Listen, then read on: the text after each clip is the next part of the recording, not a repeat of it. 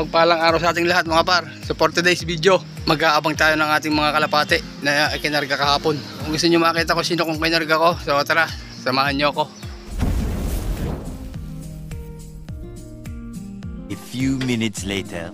So yun mga par, andito na agad ang ating mga kalapate. Ito, hindi ko alam kung sino to. Are ay si Miss Claveria. Ito pa isa natin mga par. Sino kaya to? Si Kalawa mga par. Nirelease ang mga ito 6:29 AM. Time check tayo 7:02 lang. Dumating na mga to. Hindi na ako nakapagbigay ng magandang intro kasi dumating na agad sila. Naglinis pa kasi ako ng loop. So dalawa na yung ating ibon na dumating sa atin. Magpo-forecast pa sana ako. Dalawa pa inaantay natin mga par. So hindi ko nakuha ng pagdating nito kasi naglilinis tayo ng loop mga par. Abangan ulit tayo mga par. Pa isa natin si Miss Pick. Lumayo pa si Miss Pick oh. Rumonda pa talaga. Ayun oh. Ikot pa. Sabihan ng iba, mga bitin pa daw ang mga ganito sa liparan. Ayan si Miss Pick, narunda pa talaga oh. Ay pang bumaba.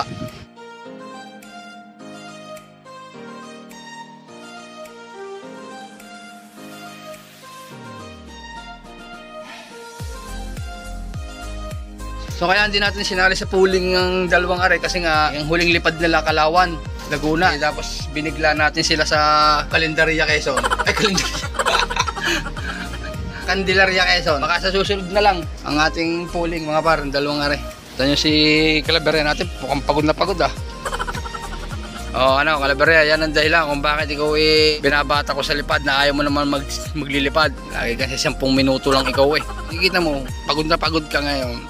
Dadapo ka na sa landing board, di ka pa makadapo.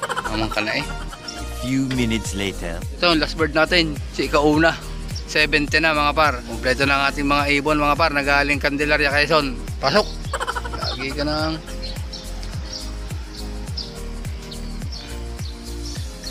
Patayin nyo mga par. Talagang rekta. Pagkakarating pasok kahit nababa sa building. Ayan mga par. So yung mga par sinasabi ko, hinahayaan ko sila kung anong gusto nilang gawin. Kung ayaw agad nilang pumasok, pag pinaparanda ko sila, pinababayaan ko lang. Kasi nga, ang mahalaga naman kasi, ang pagdating nila sa galing karera. Kita nyo naman na pagkakarating nila, napasok na agad sila. Kung sakaling ang mga ibon nyo ayaw agad pumasok pag galing rondahan, hayaan nyo lang sila. Huwag kayong mayamot. Ang konting pasensya lang mga par. At yan pag galing karera, matik papasok na rin ang mga yan. Si Claveria natin pagod na pagod. So abangan nyo ang ating pagsali sa pooling sa susunod na karera mga par. So ito ang ating pangmalakasang pang-recovery sa kanila pag galing karera. Bawang at humik bet. Samahan natin ng multivitamins plus amino acids. Walang iba kundi ang Nutriwin. O maya maya painumin natin na rin mga par. O wala ating apat Maya mga kaibigan, ayun naman, painumin ko rin kayo. Lapit sa ating malakasang pang-recovery. A few minutes later. So painumin na natin ang mga to. At talagang nauuhaw na. Wala pa yung laman. Aray, ang laman yan. Hahababin nyo ngayon ay bawang. Oh, habhab.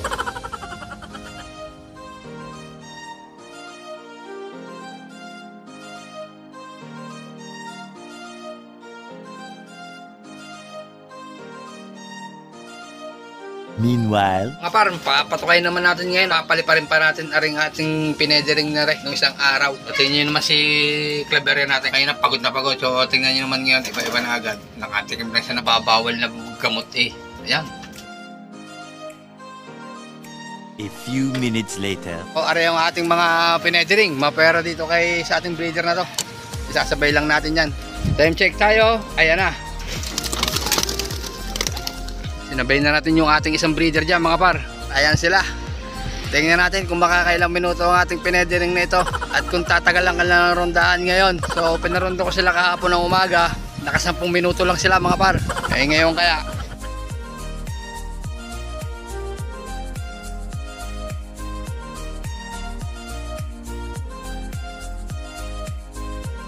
Hayaan ko na lang silang lumpad at yan naman hindi magtatagal ngayon at sila ay mga naka-pedering. Abangan na lang natin mga par ang baba ng ating mga pinedering na to.